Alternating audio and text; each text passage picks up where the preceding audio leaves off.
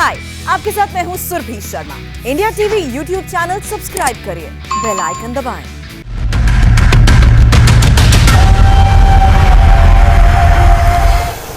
आप देख रहे हैं मुकाबला। नमस्कार, मैं हूं अजय कुमार।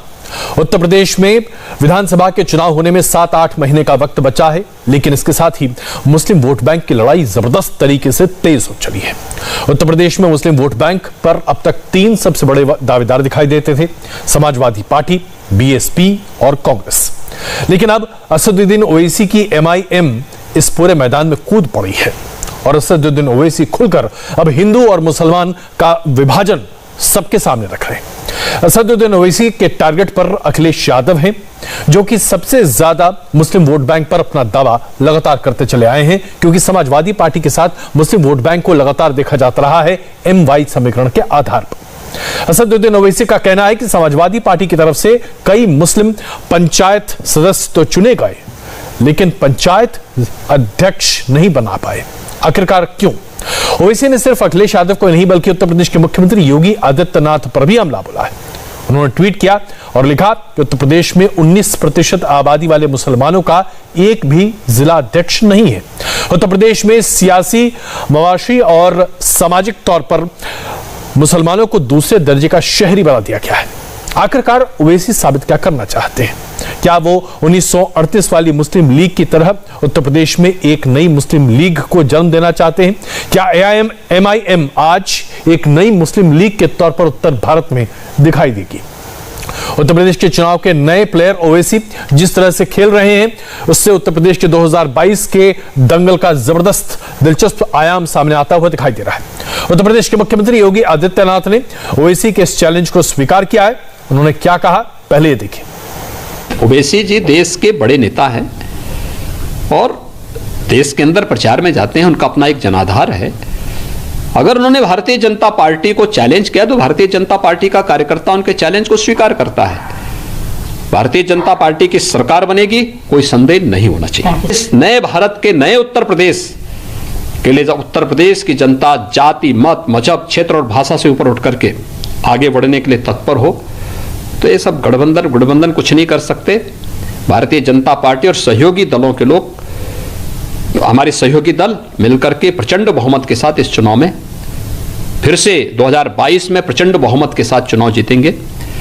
हमारे राष्ट्रीय नेतृत्व ने 300 प्लस का लक्ष्य हमारे सामने रखा है। 300 से अधिक सीटें भारतीय जनता पार्टी जीत करके आगे बढ़ेगी, इसमें कोई संदेह नहीं होना चाहिए।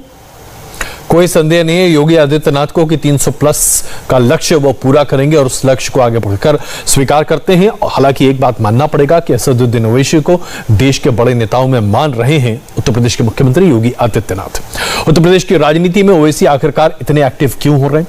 उत्तर प्रदेश की कितनी सीटों पर दरअसल और कितने जिलों पर मुस्लिम वोट बैंक का अहम रोल है, यह भी आपको बताएंगे एक छोटे से ब्रेक के बाद। और साथ साथ चर्चा करेंगे। हमारे साथ संबित पात्रा जी, विजय शंकर तिवारी जी, अनुराग भदौरिया जी, वारिस पठान साहब और जफीर सरीशवाला मौजूद रहेंगे इस छोटे से ब्रेक के बाद। बन रही है हमारे साथ। आप देख रहे हैं मुकाबला और आज हम चर्चा करने जा रहे हैं कि क्या मुस्लिम वोट बैंक उत्तर प्रदेश में सबसे बड़ी लड़ाई का एक अखाड़ा बनता दिखाई दे रहा है।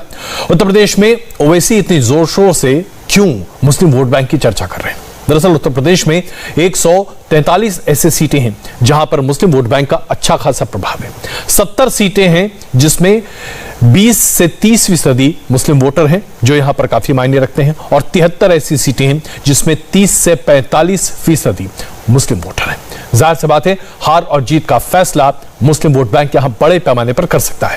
जिलों के आधार पर जो आंकड़ा सामने निकल कर आता है वो आपके लिए जानना बहुत आवश्यक है। सिर्फ एक ऐसा जिला है उत्तर प्रदेश में जहां 50% से ज्यादा मुस्लिम आबादी है जो वोटर के तौर पर है।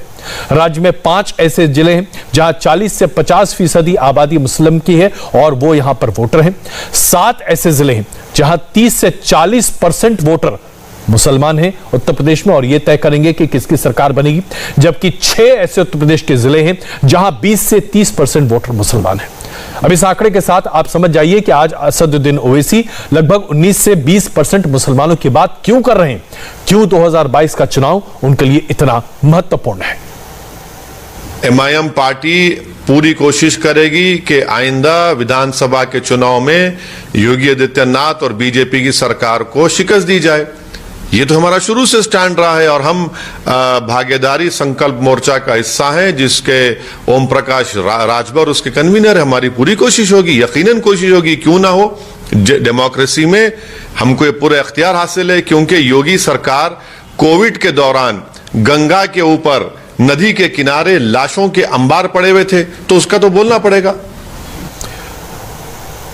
आप देख रहे हैं तेवर असदुद्दीन ओवैसी साहब के, और जाहिर सी बात है तेवर बस ऐसे नहीं आते, उन्हें पता है जमीन पर हकीकत क्या है। 100 से ज्यादा सीटों पर अपने उम्मीदवार उतारने की तैयारी में है MIM।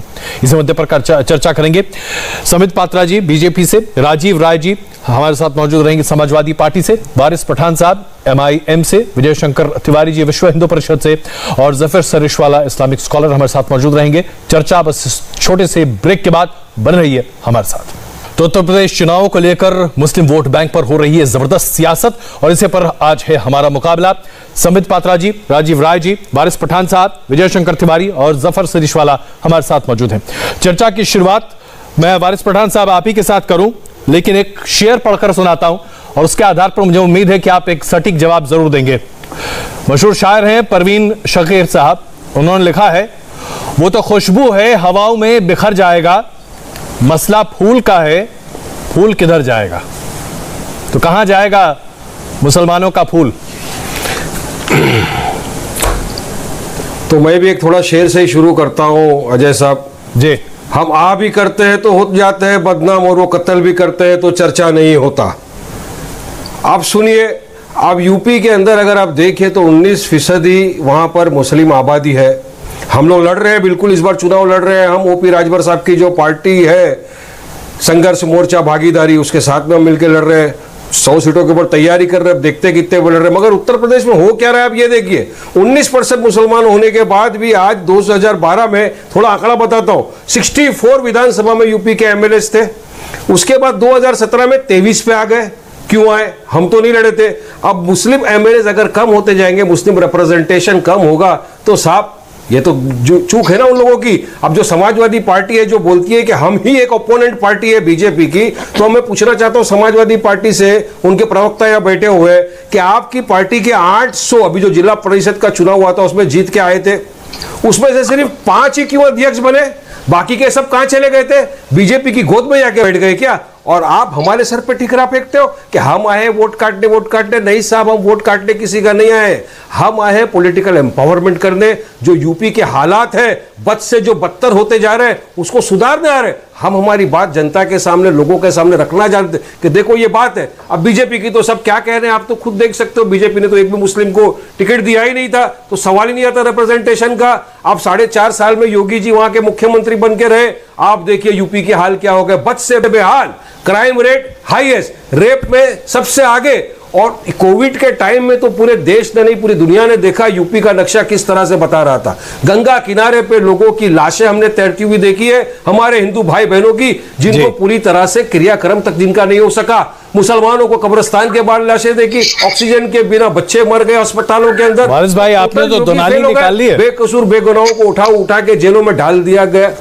आपने तो दुनाली निकाली है, एक तरफ से आप समाजवादी पार्टी और दूसरी तरफ से भारतीय जनता पार्टी, दोनों को एक साथ प्रहार कर रहे हैं। तो राजीव जी पहले आप जवाब दीजिए, फिर संबत जी आपके पास आ रहा हूं मैं। राजीव जी। अजय भाई, हमने तो कुछ बोला ही नहीं। अगर आप आगे से बढ़कर खुद ही बोलने लगे तो दिखाता है कि आप डरे हुए हैं, सहमे हुए हैं और आप किसी और के एजेंडे पे चल रहे हैं। हमने तो कुछ भी आरोप ही नहीं लगाया, अपने आप वारिस भाई बोलना शुरू कर दिए। आप बता रहे थे 19% है। बिहार का जब इलेक्शन हुआ था आपने बहुत सारी बातों कहकर ऐसे ही चुनाव लड़े और वहां की जनता ने आपको 5 सीटें भी दे दी। वहां जीत हार के बाद अगर आप भारतीय जनता पार्टी के साथ लड़ रहे थे, भारतीय जनता पार्टी को बाहर चाहते थे, तो आपके 5 जीत गए थे, आप आरजेडी गठबंधन को सपोर्ट कर देते तो लगता कि आप भारतीय जनता पार्टी से लड़ रहे हैं। आपने साबित कर दिया कि भारतीय जनता पार्टी से लड़ने वालों के साथ आप लड़ रहे हैं। आप 19% कर रहे थे, जो आपका बुलबुला फूट गए बिहार में। बंगाल में तो 27% से भी ज्यादा मुस्लिम थे, वहां क्या हो गया आप? तो आप एक्सपोज हो चुके हैं। आप हम कुछ आरोप प्रत्यारोप नहीं करना चाहते हैं, आप स्वतंत्र है, पूरे देश में कोई भी कहीं भी चुनाव लड़ सकता है। 2012 की बातें कर रहे थे, 2012 में वारिस भाई आपको 0.2% वोट मिला था, 0.2% 2017 में, सॉरी 2017 में 0.2% मिला था। तो आप यूपी से बार बार 2012 में लड़े ही नहीं। आप जिसके एजेंडे पर काम कर रहे हैं, बिहार के इलेक्शन तक थोड़ा बहुत था, बिहार के इलेक्शन के बाद आप टोटली एक्सपोज हो गए हैं, तो राजीव जी, आप भारतीय जनता पार्टी पर आरोप लगा रहे हैं कि बी टीम के तौर पर असदुद्दीन ओवैसी की एमआईएम काम कर रही है। संबित पात्रा जी, एक तरफ तो ओवैसी साहब कहते हैं कि योगी आदित्यनाथ को मुख्यमंत्री नहीं बनने देंगे, और यहाँ पर देखिए आपको तो बी टीम बनाने की बात कही जा रही है। संबित पात्रा जी, 10 सेकंड मिलेगा जी भाई। संबित भाई, अच्छा बोलिए, प्लीज आराम से जवाब। जी संबित जी जवाब दे रहे हैं, आप बताइए।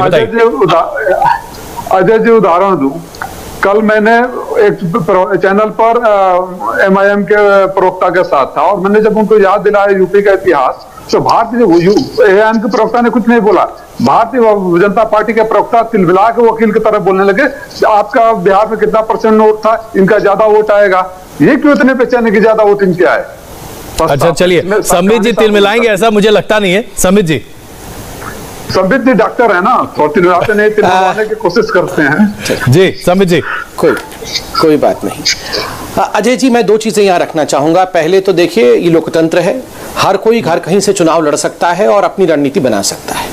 मगर मुख्य विषय जिसको लेकर आज मैं चिंतित हूं, मैं आपका ब्रेक से पहले, जब ये कार्यक्रम आरंभ भी नहीं हुआ था, मैं टीवी पे देख रहा था आपके कार्यक्रम को, और आपने जिस प्रकार का समीकरण दिखाया और ओवैसी साहब ने जिस प्रकार का ट्वीट किया, उससे मैं काफी चिंतित हूं। ये विभाजनकारी विषय है। आप देखिए, ओवैसी साहब कहते हैं कि 19% मुसलमान है उत्तर प्रदेश में, और हमारे मसाइल को आजाद आवाज के साथ बुलंद करना है। क्यों? ये हमारे मसाइल और तुम्हारे मसाइल क्या होते हैं? इश्यूज हिंदू हो या मुसलमान हो, सबके इश्यूज एक ही होने चाहिए हिंदुस्तान में। मुसलमानों के इश्यूज अलग होंगे, हिंदूज के इश्यूज अलग होंगे, तो आप सोचिए ये देश कहां जाएगा। और अभी जिस प्रकार से ये चर्चा हो रही है कि ऐसे कितने जिले हैं जहां 50% से अधिक मुसलमान हैं, ऐसे कितने जिले हैं जहां 20% से अधिक मुसलमान हैं, ऐसे कितने जिले हैं या सीट है जिस पे मुसलमान के तय करेगा कि भविष्य में सरकार कैसे बनेगी। आप सोचिए, इसी प्रकार की चर्चाएं मुस्लिम लीग के आविर्भाव से पहले 1940s में होती थी। उसके बाद उस समय किसी ने नहीं सोचा था कि भारतवर्ष में कभी विभाजन भी हो सकता है, मगर इन्हीं चर्चाओं के माध्यम से विभाजन का बीज बोता है, और वो आगे चलकर पहले तो राजनीतिक विभाजन होता है, उसके बाद ज्योग्राफिकल विभाजन होता है। आज जो हो रहा है, ओवैसी साहब जो कह रहे हैं, ये राजनीतिक विभाजन है कि हिंदुओं की राजनीति अलग और मुसलमानों की राजनीति अलग। नंबर 2, देखिए यहां भी सरफुटवल चल रहा है, और मैं आपको कहता हूं जैसे जैसे ये चुनाव की प्रक्रिया आगे बढ़ेगी, मुझे कहते हुए तकलीफ हो रही है, मगर आज का ये डिबेट का विषय है तो कहना ही पड़ेगा। मुसलमान वोटों के लिए यहां पर सभी पार्टियों के बीच में, कांग्रेस पार्टी, समाजवादी पार्टी, बसपा, और यहां एआईएम के प्रवक्ता बैठे हैं, इन सबके बीच में सरफुटवल होगा, क्योंकि इन सबको लगता है कि ये जो मुस्लिम वोट बैंक है, कोट अनकोट बैंक, इन पे इन्हीं तथाकथित सेक्युलर पार्टीज का ही अधिकार है। ये सबसे ज्यादा कम्युनल है और ये अपने आप को सेक्युलर कहते हैं। आप सोचिए अजय जी, मैं अपनी बात को समाप्त कर रहा हूं, अगर यही विषय नरेंद्र मोदी जी ने कह दिया होता या बीजेपी ने कह दिया होता कि इतने प्रतिशत हिंदू हैं, हमारे आवाज बुलंद होना चाहिए, आजाद होनी चाहिए, और हिंदुओं का जो विषय है, जो मसाइल है, उस पे हिंदुओं को ही निर्णय लेना चाहिए, तो आप सोचिए क्या होता। अभी तक डिबेट हो रहा होता, देश को बांटने वाले मोदी जी, देश को तोड़ने वाले योगी जी, ये बीजेपी कितनी कम्युनल एजेंडे पे चलती है। आप याद करिए, बंगाल के चुनाव के समय ममता बनर्जी ने कहा था मुसलमानों को इकट्ठे हो जाना चाहिए और बीजेपी के खिलाफ वोट देना चाहिए। हमने इलेक्शन कमीशन में कंप्लेन जरूर किया था, मगर अगर बीजेपी यही कहती कि हिंदुओं इकट्ठे हो जाओ और बीजेपी को जिताओ, तो आप सोचिए क्या वो उचित होता? नहीं होता। बहुत महत्वपूर्ण मुद्दा आपने यहाँ पर उठाया संबित जी। हो रहा है, भाई इसका जवाब तो देना पड़ा, आज कुछ लोग देना चाहिए आपको। हमारे मसाइल, ये शब्द तो 1934 में सबसे पहले गढ़ा गया था, और 1938 में दरअसल हिंदुस्तान की विभाजन की नींव इसी शब्द से रखे गया था। हमारे मसाइल, हमारी समस्या, हमारा समाज। देखिए, इसलिए तो मैंने कहा जी अजय साहब, इसीलिए तो मैंने शुरुआत में आपसे कहा कि हमारी पार्टी यूपी में चुनाव लड़ रही है, भागीदारी संकल्प मोर्चा, जो ओपी राजभर साहब की पार्टी है, जिसमें हम हैं, दलित है, ओबीसी है, बैकवर्ड क्लासेस है, सब मिलकर लड़ रहे हैं, क्योंकि इतने वर्षों में इन्हीं के साथ तो अन्याय हुआ है ना। अभी संबित पात्रा जो तो बीजेपी के प्रवक्ता है, एक तरफ समाजवादी पार्टी है, एक तरफ कांग्रेस है, ये दोनों भी एक ही सिक्के के 2 पहलू है। समाजवादी और कांग्रेस पार्टी ने क्या किया इतने वर्षों, इनको 90% मुसलमानों के वोट तो चाहिए, मगर मुसलमानों के लिए किया किया क्या इनने? इनको कभी कोई मुसलमान जैसा चेहरा नहीं दिखा जिसको डिप्टी सीएम बना सके या सीएम बना सके। वो तो छोड़िए साहब, खुद की पार्टी के अंदर देखिए, आजम खान थे समाजवादी पार्टी में, आज वो उनकी बीवी उनका बेटा जेल में थे। क्या कर लिया अखिलेश यादव ने उनके लिए? कुछ भी नहीं। और ये आ गए हमारे पे इल्जाम लगाने के लिए कि हम बी टीम में सी टीम में। साहब बी टीम बोलो, सी टीम बोलो, ए से जेड तक टीम बोल लो, हम लड़ेंगे, चुनाव लड़ेंगे, देश के हर कोने में लड़ेंगे और यूपी में भी लड़ेंगे और जीतेंगे।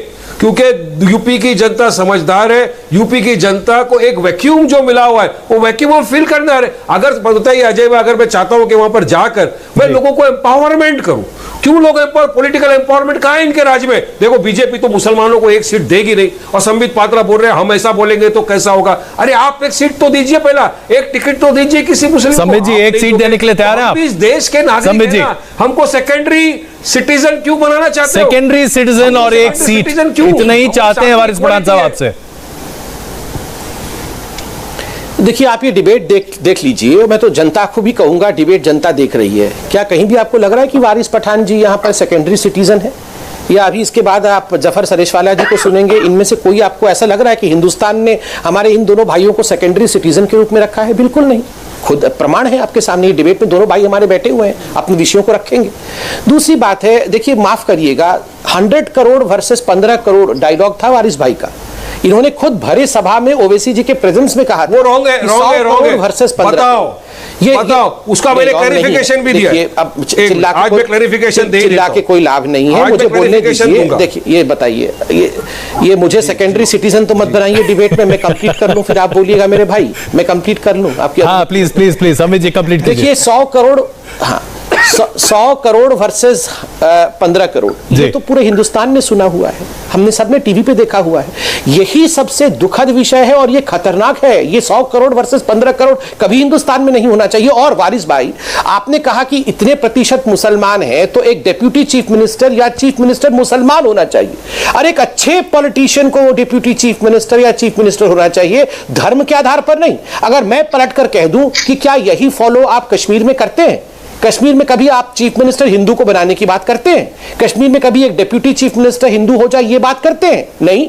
अगर कोई कह भी दे गलती से कि कश्मीर में कोई हिंदू चीफ मिनिस्टर होना चाहिए, तो उस समय आप कहते हैं देखो जी ये तो हमारे पर अटैक है, ये कितने कम्युनल लोग हैं। मगर आप कह रहे हैं कि उत्तर प्रदेश में डिप्यूटी चीफ मिनिस्टर मुस्लिम होना चाहिए क्योंकि हम 19% है।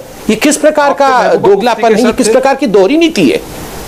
चलिए वारिस भाई अच्छा जल्दी से जवाब दीजिएगा मुझे अभी जफर भाई के पास, और उसके बाद 2 मिनट में जी प्लीज बातें उसको मैं क्लियर कर देना चाहता हूं। इन्होंने 15 करोड़ वर्सेस 100 करोड़ की टॉपिक निकाली तो बताता हूं। उसके बाद में मैंने एक प्रेस कॉन्फ्रेंस लिया था, शायद संबित भाई ने देखा नहीं, पूरे वर्ल्ड ने देखा उस प्रेस कॉन्फ्रेंस। मैंने क्लियर कहा था कि मेरे मुंह से 1500 की जगह करोड़ वर्ड निकल गया। ना हिंदू वर्ड था ना मुसलमान वर्ड था। देखिए संबित भाई, मेरी लड़ाई मेरे हिंदू भाई बहनों से नहीं है, मेरी दोस्त है हिंदू भाई बहन मेरे काफी। मेरी लड़ाई वो मानसिकता से है जो आरएसएस के और संघियों के दिमाग में नफरत की जो भरी हुई है ना, जो मेरे इस महान भारत देश को हिंदू राष्ट्र बनाने का सपना देख रहे हैं। मेरी लड़ाई उनके अगेंस्ट में है। मेरे उस स्टेज पे काफी नॉन मुस्लिम भाई बहन भी बैठे हुए थे। आप उसके बाद के 1 सेकंड का वीडियो क्यों नहीं चलाया आपने, जहां मैंने कहा कि मेरे पूरे हिंदू मुसलमान सब भाई बहन मेरे साथ में? नहीं, आपको इतना सा लग गया, एक स्लिप ऑफ टंग मारा तो आपने सीधा चला दिया। कोई बात नहीं, मुझे पब्लिसिटी मिली, उसका कोई प्रॉब्लम नहीं, मैंने क्लैरिफिकेशन दिया उसका। अजय भाई, आप लोग क्या कर रहे हो देश को विभाजन? आप एक साथ क्यों नहीं पढ़ना चाहिए?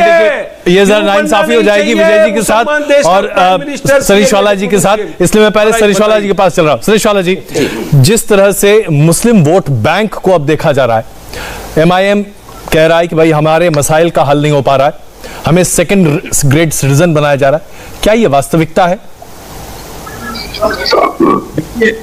ऐसा नहीं है। आप देखिए कि इस मुल्क में, अगर आप देखें पूरे मुल्क के अंदर जब इलेक्शन होता है, MP का इलेक्शन होता है या MLA का इलेक्शन होता है, तो मुसलमान कितने होते हैं कैंडिडेट में? 5% भी नहीं होते।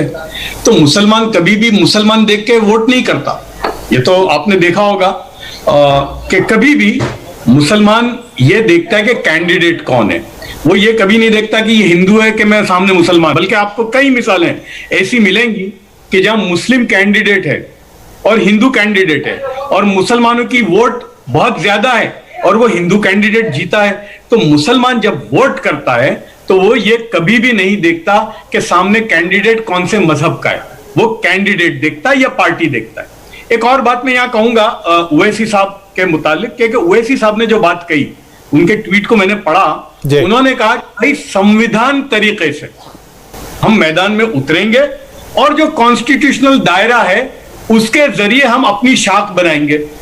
और उसी पर योगी आदित्यनाथ साहब ने भी यही कहा कि भाई वो मुल्क के एक नामवर, एक कद्दावर नेता हैं, एक पॉलिटिकल पार्टी के हैं, देखेंगे। तो मैं समझता हूं कि इलेक्शन में तो यही होता है। तो मैं और ये क्यों हुआ? आज ओवैसी साहब को मैं अगर देखूं 10 साल पहले और आज, तो उनकी पार्टी ने काफी, आज से 10 साल पहले वो सिर्फ एक मुस्लिम सेंट्रिक पार्टी थी, लेकिन अगर मैं 5 साल से देखूं और पिछले 2-3 इलेक्शन देखूं तो वो उनका एक, उनमें भी चर्निंग हुआ है, उनके वोटर्स में और बल्कि उनके कैंडिडेट में। उन्होंने हैदराबाद में भी, तेलंगाना में भी, अभी गुजरात में जो इलेक्शन हुआ वहां भी उन्होंने नॉन मुस्लिम्स को, दलित या बैकवर्ड कास्ट के जो लोग थे उनको टिकट दी है। तो मैं समझता हूं कि वो एक पॉलिटिकल पार्टी है जो इलेक्शन कमीशन ने उनको रजिस्टर किया है और मुल्क के कानून के दायरे में रहकर वो इलेक्शन लड़ते हैं। तो मैं नहीं समझता कि उनकी किसी बात से किसी को आपत्ति होनी चाहिए, इसलिए कि कौन जीतेगा, कितनी सीटें वो लेकर आएंगे वो तो वक्त बताएगा। लेकिन एक बात मैं जरूर कहूंगा ओवैसी साहब के लिए कि जितनी पॉलिटिकल पार्टियां हैं हिंदुस्तान में, चाहे कांग्रेस हो या समाजवादी पार्टी हो, आप मुझे एक लीडर ओवैसी के मुकाबले का बताइए जो इश्यूज को खड़ा करते हैं पार्लियामेंट में भी, पार्लियामेंट के बाहर भी, बल्कि आप सबसे पहले उनका इंटरव्यू लेते हैं। तो कोई पार्टी जो मुसलमानों के वोट लेकर आई है अब तक, चाहे वो समाजवादी हो, चाहे वो कांग्रेस, ये बहुत बड़ा सवाल आपने उठाया है और मुझे लगता है कि इसका जवाब राजीव जी को देना चाहिए। विजय जी मुझे क्षमा कीजिएगा, मैं आ रहा हूं राजीव जी के बाद आपके पास। राजीव जी इसका जवाब दीजिए, ऐसा क्यों है कि MY समीकरण का दंभ भरने वाली समाजवादी पार्टी मुसलमानों के मुद्दे के लिए कभी अग्रणी नहीं रही? कमाल की बात करते हैं अजय कुमार साहब, कमाल की बात करते हैं। एक ही साथ ठप्पा आप लोग लगाते हैं कि मुस्लिम परस्त पार्टी है, दूसरी तरफ आप कहते हैं कि मुसलमानों के लिए खड़ी नहीं हुई। मैं थोड़ा सा 1-1.5 मिनट टाइम दो तो मैं एक्सप्लेन कर दूं जो पूरा नैरेटिव और कॉन्सेप्ट पेश किया जा रहा है ना। ये दोनों जो आपके अगल बगल बैठे हैं, संबित पात्रा और वारिस पठान साहब, ये रिश्ता बहुत पुराना है, आजादी से पहले की लड़ाई है। दोनों की उत्पत्ति वहीं से हुई है और मुस्लिम लीग और इनके श्यामा प्रसाद मुखर्जी उनके सरकार में मुख्यमंत्री थे, दोनों ने देश की आजादी का विरोध किया। 1942 में चिट्ठी लिखकर भेजा, जब सारे देश के नेता गिरफ्तार हो गए थे तो अंग्रेजों से श्यामा प्रसाद और मुस्लिम लीग वाले अपील कर रहे थे कि उन कुचल दो नेताओं को, आंदोलन को कुचल दो, देश आजाद नहीं होना चाहिए। तो ये रिश्ता इतना पुराना है, स्क्रिप्ट लिख के आता है कि तुम बोलना मेरे मुसलमान, तो मैं बोलूंगा कि अगर तुम मुसलमान बोल रहे हो तो मैं हिंदू बोल दूंगा तो एक हो जाएगा, तो मेरा काम हो जाएगा, तेरा काम हो जाएगा। इतनी सी सारी कहानी है। अब इसको आप लिफाफा बड़ा कर दीजिए, खत छोटा कर दीजिए, तो कहिए ऐतिहासिक रिश्ता है मुस्लिम लीग और श्यामा प्रसाद मुखर्जी का, इतिहास में दर्ज है। वो डिप्टी सीएम थे, उन्होंने चिट्ठी लिखा था, देश ने अंग्रेजों का साथ दिया था, इन्होंने भी साथ दिया था, दोनों ने देश के अंदर विरोध किया था, ये दोनों ने तोड़वाया था, दोनों ने अंग्रेजों के साथ थे और आज भी वो रिश्ता। चलिए आज इस रिश्ते का पर्दाफाश होगा, लेकिन मैं इससे पहले कि संबित जी आपके पास आऊं, मैं विजय जी आपके पास आ जाऊं। मैं क्षमा चाहता हूं, देर हो गई आप तक पहुंचने में। विजय जी, जो अभी कहा जा रहा था मुस्लिम वोट बैंक के ऊपर, जिस तरह से समाजवादी पार्टी के प्रवक्ता अपनी बातों को कह रहे थे, आपको लगता है यही वास्तविकता है? देखो अजय जी, ये ओवैसी परिवार की जो राजनीति है, ये राजनीति आज की नहीं है, ये राजनीति देश की आज़ादी से पहले की राजनीति है। और ये सारा देश जान गया है कि ओवैसी परिवार की राजनीति जो है देश के बंटवारे की राजनीति है। उस समय भी देश के बंटवारे की राजनीति थी, आज भी ये देश के बंटवारे की राजनीति कर रहे हैं। कब हिंदुओं की बात करते हैं, अभी इन्होंने एक बात बोली है, हिंदू लिंचर होता है, यानी हिंदुओं को लिंचर बताया उन्होंने। अजय जी, मैंने आपके व्हाट्सएप में एक लिस्ट भेजी है कुछ समय की, 80 लिंचिंग के केसेस ऐसे हैं जब हिंदुओं पर लिंचिंग हुई है और मुसलमानों ने की है, एक पूरे 80 लोगों की। उसकी बात ओवैसी साहब ने की। जब आप राजनीति करते हैं, संविधानगत राजनीति करते हैं, देश की राजनीति करते हैं, तो सबकी राजनीति करते हैं। आप बंगाल में में, बिहार में, उत्तर प्रदेश में, हैदराबाद में, महाराष्ट्र में आप केवल वहीं क्यों लड़ते हैं जहां मुस्लिम आबादी बड़ी मात्रा में है? अगर आपको राजनीति करनी है तो देश में हर कंस्टिट्यूंसी में लड़िए ना जाकर के, वो समावेशी राजनीति होगी। ये राजनीति तो नहीं होगी ना जहां 50% 60% मुसलमान हैं, आप वहां लड़ेंगे, आपका विधायक जीत जाएगा तो हिंदुओं को जितने ढंग से दबाना चाहिए उतने ढंग से दबा सकते हैं आप। बड़ी परिमाण में हिंदुओं का पलायन होता है वहां से, तो ये कौन सी राजनीति है आपकी? तो मैं कहता हूं आज भी आपकी राजनीति 1947 के पहले वाली राजनीति। चलिए वारिस भाई अब दो आरोप आपके ऊपर हैं। एक तो ये कि आप आजादी के पहले से हिंदूवादी मानसिकता के साथ साठगांठ में हैं, आप दोनों को फायदा होता है, और दूसरा अभी विजय जी कह रहे थे कि आप जानबूझकर हिंदुओं को दबाते हैं, यही आपकी रणनीति है, यही राजनीति है। वारिस भाई देखिए, इसका जवाब मैं आपको देना चाहता हूं अजय भाई। अभी राजीव जी ने कहा कि बिहार की टॉपिक उन्होंने निकाली, हम बिहार में गए तो बीजेपी को फायदा हो गया। तो बिहार में हम 19 सीटों पर लड़े, 5 जगह पे हमको कामयाबी मिली, 14 सीटों पे हम लड़े नहीं तो बीजेपी कैसे जीत गई?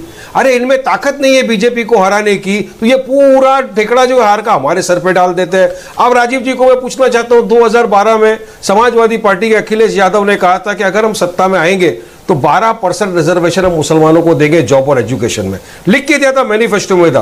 क्यों नहीं दिया? तो ये चाहते हैं सब मुसलमानों का वोट डाल, मगर करना कुछ नहीं चाहते। बात नंबर 3, हम गुजरात में चुनाव लड़े, गुजरात में हम 40 सीटों पर चुनाव लड़े, जिसमें आज हमारे 23 कॉर्पोरेटर है, उसमें सुनिए 7 हमारे हिंदू भाई बहन भी जीते। तो हम तो गुजरात जाकर भी लड़े ना। ये जो हम पे इल्जाम है कि हम सिर्फ जाते हैं मुस्लिम डोमिनेटेड एरिया में और चुनाव लड़ते हैं, बेबुनियाद गलत। वहां पे हमारे 7 आज भी हमारे हिंदू भाई बहन कॉर्पोरेटर है, जीते वो। तो गुजरात जैसी जगह पर हम जाके जीतते, क्योंकि हमारा एजेंडा है, हम विकास की बात करते हैं, लोगों को जागरूक करते हैं, पॉलिटिकल एम्पावरमेंट में मानते हैं और संविधान के दायरे में रहकर बात करते हैं। जफर सरेश वाला साहब ने बहुत अच्छी बात बताई है। बताओ मुझे एक असद ओवैसी की टक्कर का कोई भी नेता कांग्रेस में, एसपी में या बीजेपी इसके अंदर हो तो मैं मान जाऊंगा बात इनकी। इनके पास तर्क नहीं होते, ये सिर्फ और सिर्फ खुद। राजीव जी इसका जवाब दीजिए, मुझे समित जी के पास चलना है। राजीव जी जवाब दीजिए इसका। कर दूसरे के सर पर ठेकरा फेंकते हैं। स्वयंभू महाराजा अगर कोई बन जाए, अब आप अजय कुमार जी बोल दीजिए कि बताओ इस देश में अजय कुमार से बड़ा कोई एंकर है, आप स्वयंभू बन जाए तो मैंने बोला नहीं, आपसे बड़ा तो इस यूनिवर्स में नहीं है, चांद पर नहीं है, सूरज पर नहीं है।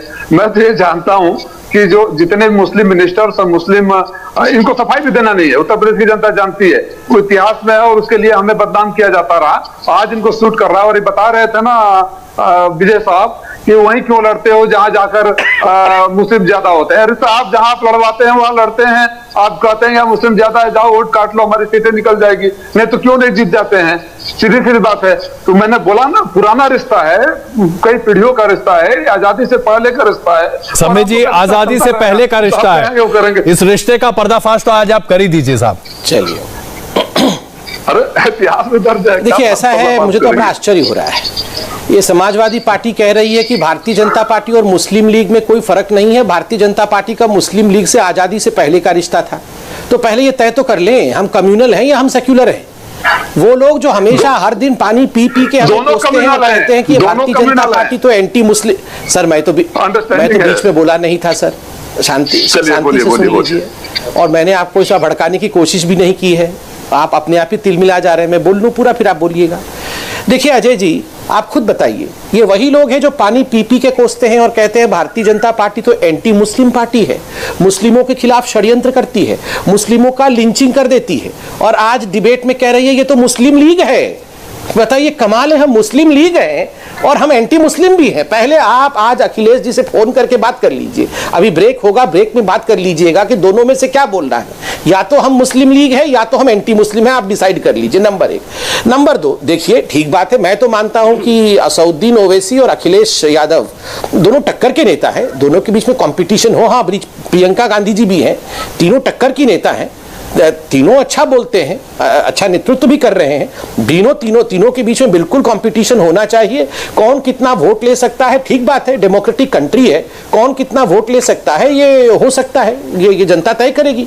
और देखिए जहां तक ये ए पार्टी, बी पार्टी, सी पार्टी का विषय है, देखिए इसमें तो अखिलेश यादव जी सबसे ज्यादा पारंगम है, सबसे ज्यादा एक्सपीरियंस थे। 2 अच्छे लड़के थे, फिर बुआ भतीजे भी थे, और फिर उसके बाद मायावती जी ने प्रेस कॉन्फ्रेंस करके कहा फायदा मुझे हुआ नहीं, मैं तुम्हारी बुआ नहीं, और फिर साइकिल से राहुल गांधी को उतार भी दिया।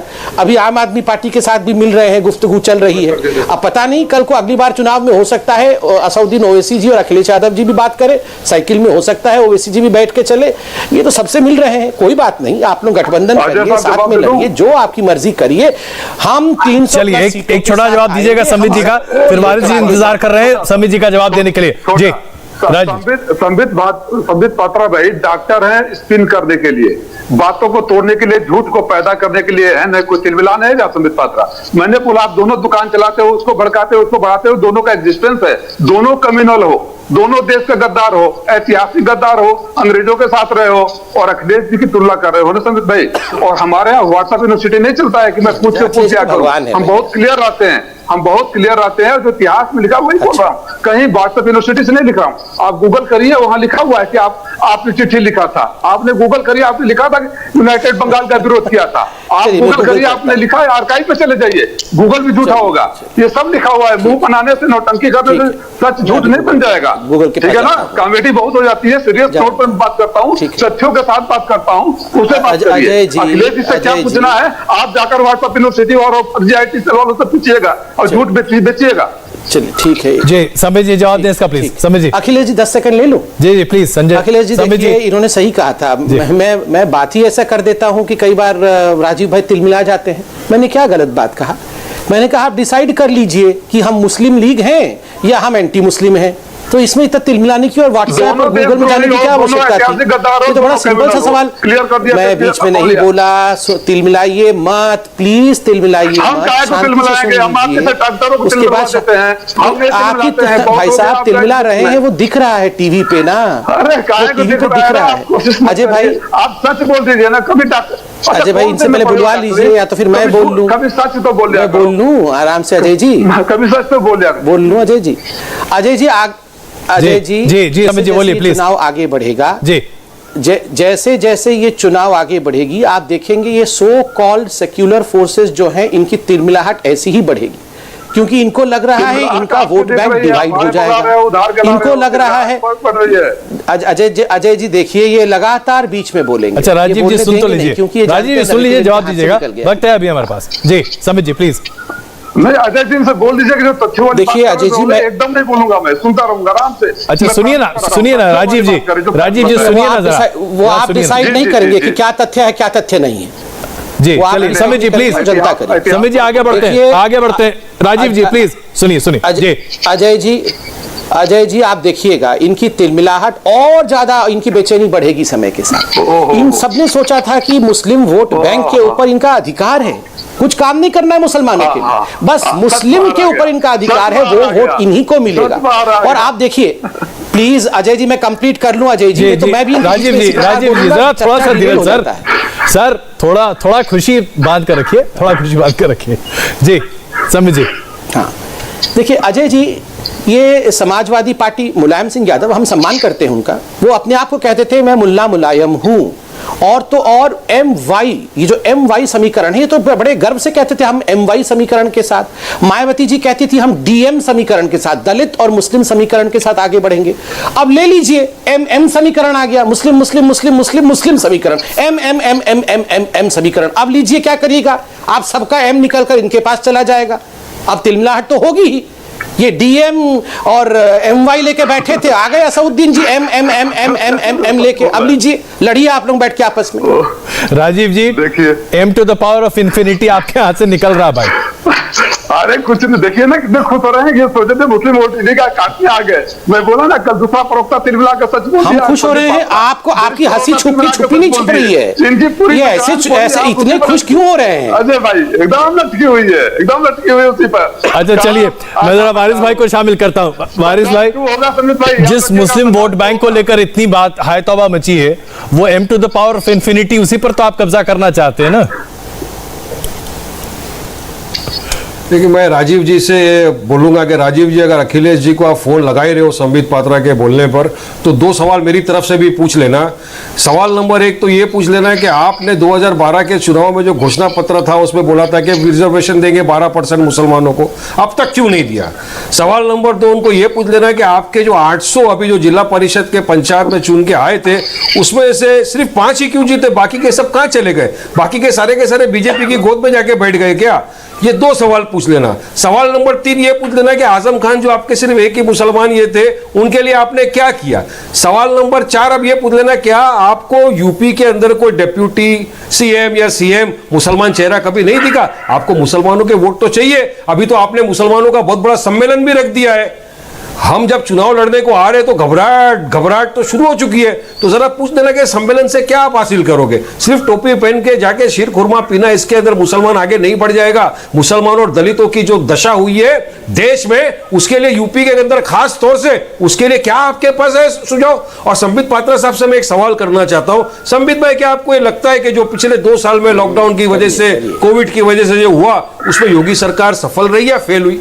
आपने भी तो देखा ना, बच्चों की जानें चलेगी। आप तो खुद स्वयं डॉक्टर हो, हॉस्पिटल में विदाउट ऑक्सीजन के बच्चों की जानें चले गई, गंगा किनारे लाशों को तैरते हुए आपने मैंने देखा। और आंकड़े जो ये लोग बता रहे थे कि इतने लोग मर गए, उससे तो काफी ज्यादा आंकड़े आ रहे। तो क्या योगी जी सफल रहे 4.5 साल के कार्यकाल में? समित जी, उत्तर प्रदेश में योगी सरकार पर सवाल, जवाब दीजिए मुझे भी इस बात का। मैं जल्दी जवाब देता हूं क्योंकि राजीव भाई वहां फोन लगा रहे हैं, तब तक मैं जवाब दे देता हूं, तब तक वो फोन पे बात भी कर लेंगे। देखिए, मुझे लगता है प्रत्यक्ष को प्रमाण की आवश्यकता नहीं। राजीव राय को आपके, अरे मैं नहीं बोल रहा हूं, वारिस पठान जी ने कहा कि आपको फोन करना है करके, इसलिए मैंने कहा आप फोन लगा रहे होंगे, मैं उत्तर दे देता हूं। आप क्यों नाराज हो रहे हैं? इसमें नाराज होने की क्या बात है। वारिस पठान जी ने कहा आपको फोन करने के लिए, आपने कहा ठीक है मैं करता हूं, आप कर लीजिए फोन। इसमें अरे आपके अध्यक्ष के फोन पे बात करने के लिए इतना क्या परेशान हो जाना है, इतनी दिलनाट कोई आवश्यकता नहीं। अरे अजय जी, इनको जरा फोन लगाने दीजिए, थोड़ी देर मेरे को अलग से बात करने दीजिए। फोन लगाइए, फोन लगाइए। अच्छा चलिए, आइए समित जी, प्लीज लेट्स कंप्लीट। समित जी आगे बढ़ते हैं। योगी सरकार पर बहुत सवाल उठा रहे वारिस पठान साहब। प्रत्यक्ष को, राजीव जी 1 मिनट सर, मैं जवाब दे जी। समित जी प्लीज। प्रत्यक्ष को प्रमाण की आवश्यकता नहीं है। 75 में से 67 सीटें भारतीय जनता पार्टी को अभी लोकल चुनाव में मिले हैं, ये एक बहुत बड़ी जीत है। और उसी समाजवादी पार्टी को मात्र 5 सीटें मिली है और जनता ने कोविड काल में ही वोट दिया है। इन सब विषयों को ध्यान में रखते हुए जनता ने अपने प्रतिनिधियों को लोकल चुनाव में, लोकल चुनाव वो निकाय चुनाव होता है जिसमें गांव के लोग पार्टिसिपेट करते हैं पंचायत के चुनाव में, तो डायरेक्ट पार्टिसिपेशन है लोगों का। दूसरी बात, देखिए यहाँ वारिस पठान जी ने भी थोड़ी देर पहले कहा कि हम तो बिल्कुल समावेशी पार्टी हैं। मेरे खुद के मित्र हिंदू हैं, मैं तो खुद वारिस जी का मित्र हूं और उनसे बड़ा अच्छी हमारी बातचीत होती है, सब कुछ ठीक है, इसमें कोई गड़बड़ी नहीं है कि बहुत सारे हिंदू मित्र हैं। मगर मुझे तकलीफ उस दिन हुई जब यही वारिस पठान जी ने एक सही कदम उठाया था। एक बार उन्होंने गणपति जी के कार्यक्रम में गणपति बप्पा मोरिया बोल दिया था, मगर 24 घंटे के अंदर प्रेस कॉन्फ्रेंस करके इन्होंने माफी मांगी और कहा कि मैं अपने शब्दों को वापस लेता हूं। क्या ये समावेशी है? क्या उत्तर प्रदेश में आप जाके कभी भी जय सिया राम बोल पाएंगे? क्या गणपति बप्पा मोरिया बोलना इतना बड़ा पाप था कि आपको प्रेस कॉन्फ्रेंस करके उसे वापस लेना पड़ा? अगर यही समावेशी है तो फिर कर लीजिए समावेशी राजनीति। नहीं तो भाई वारिस जी इसका जवाब दे दीजिए। लिखा है कि मुझे ये बोलना जरूरी है जी? संविधान में कहां लिखा है कि मुझे ये स्लोगन करना है मेरी नेशनलिटी और सेक्युलरिज्म प्रूव करने के लिए? अरे तो संविधान में ये भी तो लिखा नहीं कि डिबेट करना है आके, दायरे मेरे सारा कुछ संविधान में थोड़ी लिखा होता है। आज की बात ये बताइए ना, पेट्रोल जिंदाबाद हो गया है, आप पेट्रोल जिंदाबाद बोलिए, डीजल जिंदाबाद बोलिए। अच्छा, जैसे ही बढ़ गया है वो बप्पा मोरिया पूछ लिया तो पेट्रोल के पास चले गए। आएंगे चैनल पे और आके बोलेंगे अगर दूध नहीं है पीने के लिए पैसा आपके पास तो पानी से काम चला लीजिए, चाय बिना दूध की पी लीजिए, कॉफी बिना दूध के पी लीजिए। आप लोग तो बताने में माहिर रहेगा। आप ही के एक नेता ने कहा अगर गाड़ी में पेट्रोल डालने का पैसा है नहीं तो साइकिल पे चलिए। अरे भाई वो गणपति बप्पा मोरिया जी वाले पे जवाब तो दे दीजिए। मेरे स्लोगन लगाने से देश के लोगों को रोजगार मिल जाएगा। मेरे बोलने से देश के बेरोजगारों को रोजगार मिल जाएगा। मेरे स्लोगन लगाने से क्या जो हमारे लोग हिंदू भाई बहनों की जो देहांत हो गया बिना प्रॉपर क्रियाक्रम किए, क्या उन लोग के घर वालों को वापस वो लाशें मिल जाएगी? नहीं। संबित भाई, मेरे ये स्लोगन लगाने से क्या देश की आर्थिक स्थिति सुधर जाएगी? नहीं। क्या जीडीपी बराबर हो जाएगा मेरे स्लोगन लगाने से? डेप्यूटी सीएम बनाने से सब कुछ हो जाएगा। आपके साथ बैठ के लगाऊंगा, बोलिए अगर ये सब चीज, अरे पॉलिटिकल एम्पावरमेंट तो होगा ना, कब तक इसी तरह रहेंगे, कब तक आगे नहीं बढ़ने दिया चलिए, मैं जाएगा जवाब आपको? देता हूं। ये समाजवादी, ये समीर जी एक छोटा जवाब दीजिएगा, फिर मैं विजय जी के पास चल रहा हूँ। बहुत देर से मैं विजय जी और श्रीशाला जी के पास नहीं गया हूँ। जी समीर जी छोटा जवाब प्लीज, छोटा जवाब प्लीज समीर जी। बराबरी की होगी। मैं बिल्कुल छोटा ही जवाब दे रहा हूं। देखिए आज किस प्रकार से वारिस पठान जी का पर्दाफाश हुआ। चाहिए समावेशी के लिए मैंने इनसे एक सिंपल सवाल पूछा कि ये केवल वन वे ट्रैफिक नहीं है, दोनों हाथों से ताली बजेगी, दोनों हाथों से नमस्कार होगा। ये सेक्युलरिज्म, ये कहते हैं कि मैं कहां कॉन्स्टिट्यूशन में लिखा हुआ है कि गणपति बप्पा मोरिया बोलना पड़ेगा? कहीं लिखा नहीं हुआ है। अगर बोल दिया था तो क्षमा याचना करके उसे वापस लेना, ये कहां से समावेशी है मेरे भाई? ये कहां से समावेशी है? बस मुझे इतना ही कहना था। मुझे लगता है जनता बहुत समझदार है, सब देख रही है, समझ रही है। चलिए विजय जी आपको लगता है कि समावेशी अप्रोच है एमआईएम का? जी जी विजय शंकर तिवारी जी। देखो अजय जी केवल इनके पठान साहब की पार्टी की बात नहीं करूंगा, मैं समाजवादी पार्टी की भी बात करूंगा, दोनों की बात करूंगा। अब आज वो 1947 नहीं है, 1947 से आज 2021 है। इन दोनों, इनके भी एमएलए जीत कर आए हैं और मुलायम सिंह जी की तो सरकार आई, समाजवादी पार्टी की सरकार आई। अब बताइए, मुलायम सिंह जी ने कहा था राम जन्मभूमि को लेकर के बाबरी मस्जिद के लिए 18 क्या और मारने होते तो हम मारते। अब आप समझ सकते हैं कि इनकी सोच कहां पर है। इनकी सोच बाबरी मस्जिद पर है, और बाबरी मस्जिद की सोच किस पर होती, कौन लोग करते हैं। और वैसे ही ये अपने ओवैसी साहब हैं, अकबरुद्दीन साहब ने क्या कहा था, अगर 15 मिनट के लिए आप पुलिस हटा लीजिए तो क्या कर देंगे। और हमारे बड़े साहब ने क्या कहा था, बड़े मियां ने कहा था कि अगर हिंदुओं को बच्चे पैदा करने हैं तो उस पान की दुकान का पान खाओ। यानी ये इनकी समावेशी राजनीति है। ये समावेशी राजनीति देश को लेकर चलेगी क्या? ऐसी सोच देश को लेकर चलेगी क्या? तो इसलिए एक सांपनाथ है, एक नागनाथ है, दोनों हिंदुओं के लिए घातक है। अजय जी मुझे केवल इतना कहना है। 10 बच्चे पैदा करने का उन्होंने तो बोल दिया था लोगों को। तो अरे पठान साहब कुछ बोलिए। 47 से पहले से बात क्यों नहीं की विजय साहब? ऐतिहासिक रिश्ते की बात क्यों नहीं की आप? देखो अजय, राजीव जी हमने कहा एक सांपनाथ है, एक नागनाथ है। आप मुलायम सिंह जी ने कहा था, देखो राजीव जी, मुलायम सिंह जी ने कहा था कि बाबरी मस्जिद के लिए 18 की बजाय और मारने पड़ते तो हम मारते। यही सोच है ना आपकी? यही सोच है ना? किसने कहा था कि अंग्रेजों तो आप समावेशी राजनीति की बात कैसे करते हैं? अंग्रेजों से बोलो कि कुचल दो आंदोलन। किसने कहा था? राय साहब ये आपका जो भाषण है ना, ये आपका भाषण, राजीव भाई ये आपका भाषण जनता नहीं सुनती है। जनता को पता है कि कौन शासन भक्त है और कौन देशभक्त है, कौन देश के लिए मरता है, कौन देश के लिए जूझता है। अच्छा राजीव जी, इसके लिए आगे बढ़ता है। राजीव जी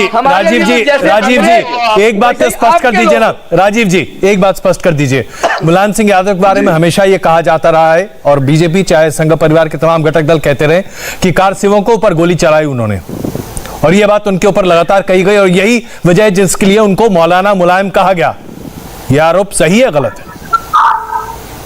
देखिए, जो कहा गया, जो इतिहास में दर्ज है, उसको नकारा नहीं जा सकता। लेकिन उस समय के मुख्यमंत्री ने अपनी संवैधानिक जिम्मेदारियों का निर्वहन किया, और किसी देश की अदालत ने, सुप्रीम कोर्ट से बड़ी कोई अदालत नहीं है, तमाम लोग गए, किसी अदालत ने उनके खिलाफ कोई निगेटिव टिप्पणी तक नहीं करी। उसके बाद भी अगर समीर जी एक छोटा जवाब दे, इतना ही वक्त है मेरे पास। समीर जी ये सच है कि नहीं ना अजय जी? आपने मुझसे पूछा, इनसे पूछे कि सच है कि नहीं कि अंग्रेजों की दलाली की, माफी मांगे, पेंशन लिए, और मुस्लिम हम अभी जरा आज की बात कर लें। अंग्रेजों का जमाना गए हुए 75 साल से ऊपर हो गए। चलिए आज की बात करते हैं। संबित पात्रा जी एक छोटा जवाब। टूटी का जमाना आ गया है, लोगों को बुलाना है तो मत बुलाइए हमको। टोटी का जमाना आ गया है। अब आपको उन्हीं को लाना है तो आप गांजा बोलेगा। आप तो गांजा बोलेगा सर, गांजा के नशा में बोलते हो, गांजा के नशे में बोलते हो। मैं आ रहा हूँ श्रीशाला साहब, बस एक मिनट सर। आप सब कुछ करते रहो, कुछ लाभ नहीं होगा। मैं जफर जी बोलेंगे, मैं बोलूंगा। जफर जी शायद बोलना चाहते हैं, आप उनको आप प्लीज अजय जी। अच्छा चलिए एक सेकंड। राजीव जी प्लीज देखिए राजीव जी आप अपनी बात कह चुके। श्रीशाला साहब अभी कुछ कहना चाहते हैं, बहुत महत्वपूर्ण है। श्रीशाला साहब मैं क्षमा चाहता हूं आपसे, आज हम आपसे बहुत ज्यादा बात नहीं कर पाए, लेकिन मैं चाहता हूं कि आखिरी टिप्पणी आप ही की हो। श्रीशाला साहब देखिए, मैं एक बात समझता हूं कि ये जो इलेक्शन होगा यूपी में अभी, तो ये इश्यूज पे होगा। और कोई चीज नहीं चलेगी। और मैं वारिस पठान से भी यही कहूंगा कि आप बताइए, बोलने से नहीं, कि आप लेके आइए कि आप यूपी के लोगों को क्या देंगे, आप वो डेवलपमेंट जिसकी बात करते हैं वो क्या देंगे। समाजवादी पार्टी को ये देना पड़ेगा कि भाई अगर आप कहते हो कि योगी साहब ने सही नहीं किया तो वो सही गलत किया है, तो वो सही क्या है। और मैं एक बात कहूंगा कि मेरा ये पूरे पेंडेमिक के जमाने में भी यूपी में घूमना हुआ, अभी भी हुआ, मैंने प्रोग्राम किए। मैं अभी भी, आप चाहे कुछ भी कहिए, योगी साहब की और मोदी साहब की जो कॉन्स्टिट्यूएंसी है उसमें उनका जो भरोसा है, उनकी कॉन्स्टिट्यूएंसी को अभी भी वो इंटैक्ट है। उन्होंने डैमेज कंट्रोल शुरू कर दिया है। जो कोविड की वजह से जो परेशानी थी, जो तकलीफ थी लोगों को, हमारे सबके सामने। और मैंने लोगों से पूछा, जा जाकर, मेरा बनारस जाना हुआ, लखनऊ जाना हुआ, अयोध्या जाना हुआ, मैंने लोगों को पूछा ये सारी बातें, तो उनकी नाराजगी जो है योगी साहब से वो ऐसी है जैसे बाप की बेटे से होती है। तो अभी भी उनकी शाख मजबूत है। आप इसके मुकाबले में क्या ऑल्टरनेटिव दे सकते हैं? बहुत महत्वपूर्ण बात आपने कही श्रीशाला साहब, और यही बात दरअसल जनता तक जाती है कि क्या विकल्प है एक एजेंडा, एक प्रोग्राम के तहत विपक्षी पार्टी का, यह सामने होना चाहिए। बहुत धन्यवाद आप सबका इस चर्चा में शामिल होने के लिए। इसमें कोई शक नहीं है कि आज राजनीतिक दलों को मुद्दों पर चुनाव लड़ना होगा। वोट बैंक की राजनीति बहुत आगे लेकर नहीं जा सकती। हिंदू हो या मुसलमान, दोनों हिंदुस्तान की आत्मा है। लेकिन अगर यह बात आरएसएस कह दे तो सियासी गलियारों में हंगामा क्यों मच जाता है? मोहन भागवत के हिंदू मुसलमान एकता संदेश पर विपक्ष को भरोसा क्यों नहीं? संघ को मुसलमान कबूल है, लेकिन क्या मुसलमान को संघ कबूल है? आज कुरुक्षेत्र में देखिए सौरभ शर्मा के साथ 6:20 पर।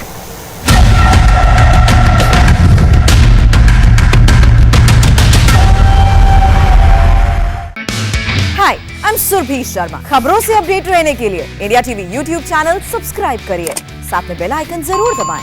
जुड़े रहें इंडिया टीवी के साथ।